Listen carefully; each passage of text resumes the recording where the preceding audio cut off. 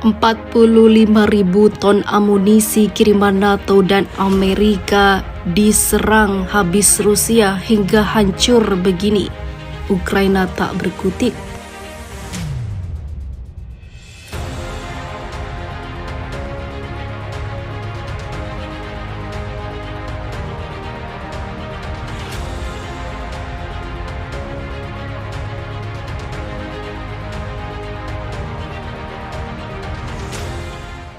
Militer Rusia telah menghancurkan sebuah gudang di Ukraina Selatan yang berisi puluhan ribu ton amunisi NATO dan Amerika dalam serangkaian serangan. Di daerah Vozneseng di wilayah Nikolaev, gudang senjata yang menyimpan 45.000 ton amunisi yang baru-baru ini dipasok ke Angkatan Bersenjata Ukraina oleh negara-negara NATO telah dihancurkan. Kata kementerian tersebut yang menambahkan bahwa pasukan Moskow juga melenyapkan 5 depot amunisi lainnya. Lebih lanjut, kata kementerian tersebut, militer Rusia telah melakukan serangan terhadap titik penempatan unit Brigade Mekanis ke-72 Ukraina di fasilitas pertanian di kota Artemovsk, Republik Rakyat Donetsk, memusnahkan hingga 130 tentara dan 8 kendaraan angkut dan juga kendaraan lapis baja. Di desa Dersings yang juga di wilayah kekuasaan DPR, pasukan menggunakan rudal berbasis udara presisi tinggi untuk menyerang baterai howitzer Brigade Serangan Udara ke-95 Ukraina.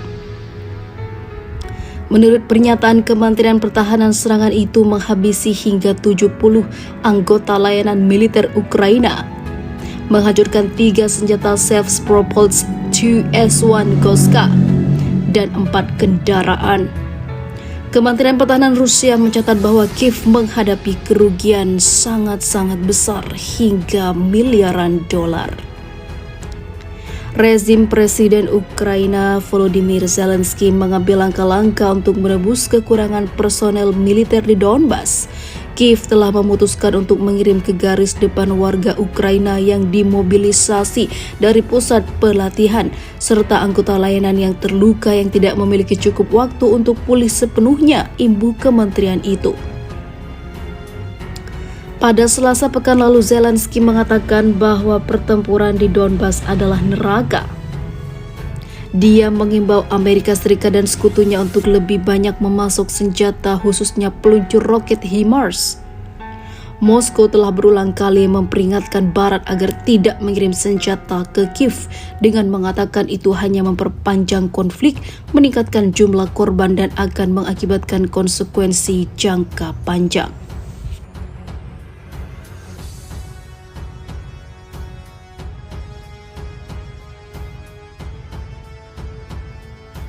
Rusia peringatkan Barat soal nasib senjata yang dikirim ke Ukraina.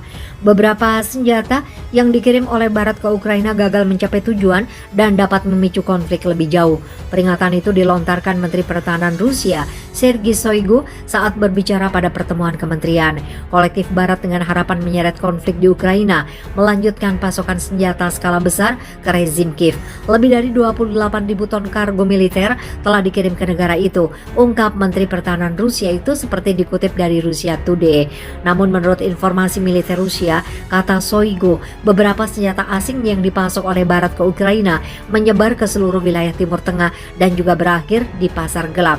Pernyataan Menteri Rusia itu datang segera setelah penyelidikan Russia Today mengungkapkan bahwa pengiriman bantuan mematikan dari Amerika Serikat, Inggris dan negara-negara NATO lainnya ke Ukraina menyebabkan munculnya web pasar gelap di mana beberapa senjata dapat dibeli.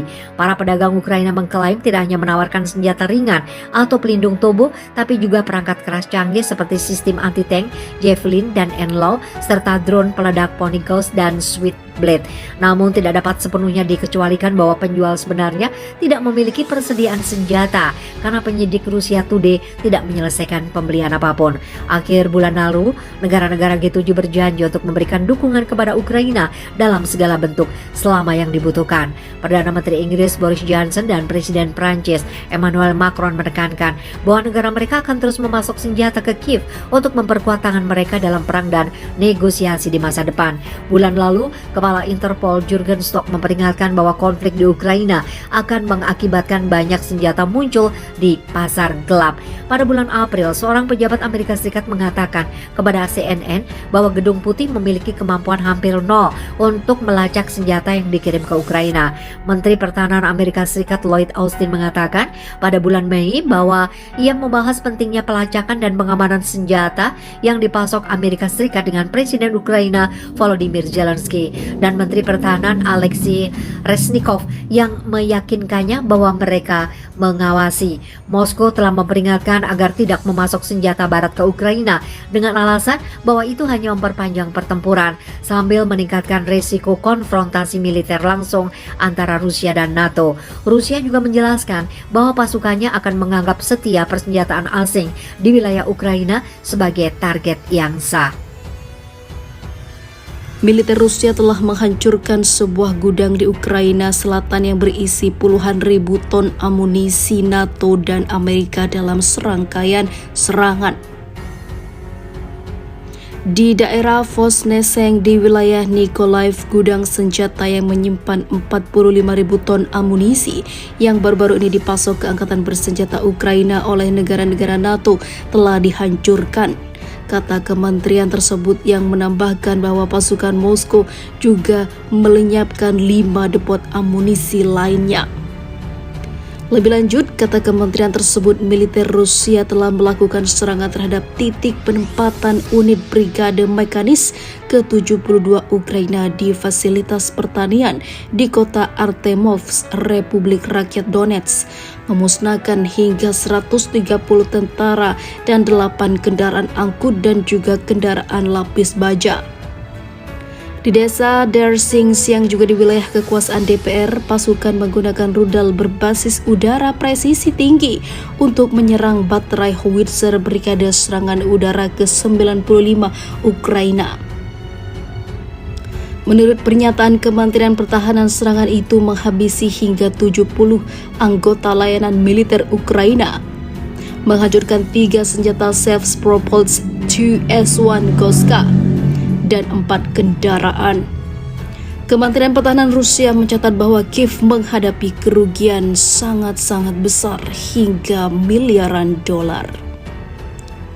Rezim Presiden Ukraina Volodymyr Zelensky mengambil langkah-langkah untuk menebus kekurangan personel militer di Donbas. Kiev telah memutuskan untuk mengirim ke garis depan warga Ukraina yang dimobilisasi dari pusat pelatihan serta anggota layanan yang terluka yang tidak memiliki cukup waktu untuk pulih sepenuhnya, imbu kementerian itu.